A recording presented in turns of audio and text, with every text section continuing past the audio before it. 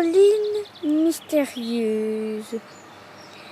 Conte fantastique des régions des collines, fait par Jacques Van de Wattien.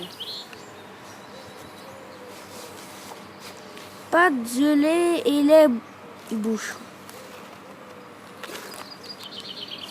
Vous n'avez ni colvenette, vous n'avez pas encore la trouille. Je peux encore vous raconter une histoire de sorcière. Oui, Firmin est un brave homme, mais un peu curieux, soupçonnait sa voisine d'être une sorcière. Et il la surveillait pour savoir comment elle se rendait au sabbat.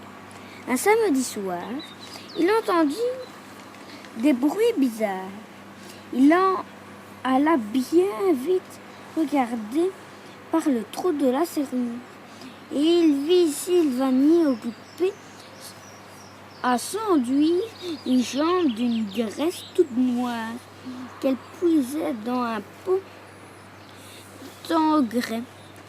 Puis elle enfourcha un rameau et elle s'approcha de la cheminée en criant « Oup, riquette, pas de gelée et les bouchons, voilà le diable et copulon. » Là, que les autres sont au-dessus des airs et des buissons, là où sont les autres.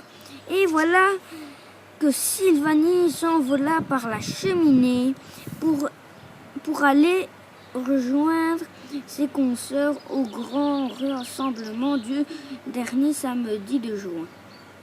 Firmin en était tout raigu, mais la curiosité l'emporta. Il voulait savoir ce qui se passait au sabbat.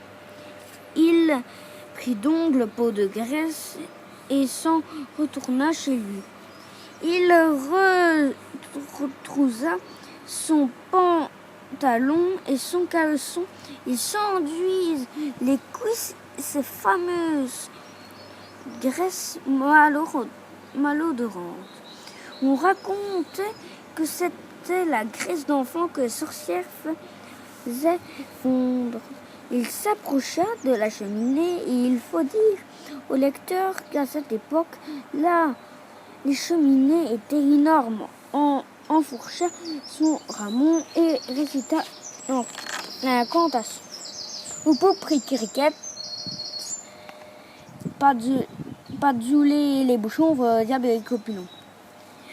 À travers les haies et les bouchons, là que les autres sont. Comme vous pouvez le constater, l'apprenti sorcier répéta mal la formule magique qui permet de voguer dans les airs. Au lieu de pas de œufs, il dit pas de zou. Les haies et les buissons, il dit à travers. C'est tout un sens et guenille qu'il se retrouva au sabbat. Le pauvre curieux avait traversé toutes les haies et les buissons du parcours. Sylvanie, qui déjà dansait sur le but, le reconnut. Intriguée, elle s'enquit de ce qu'il venait faire là.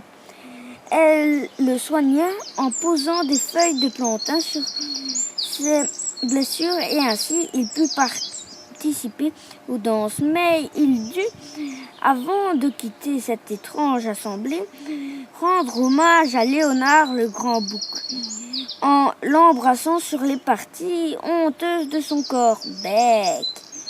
Il souviendra de son équipé et de se fera pas prier pour raconter ses mésaventures. Si vous aussi vous voulez assister au sabbat, faites bien attention aux prononciations de la formule magique. Source Firmin Goudeil de l'Arbre Saint-Pierre, Elzel.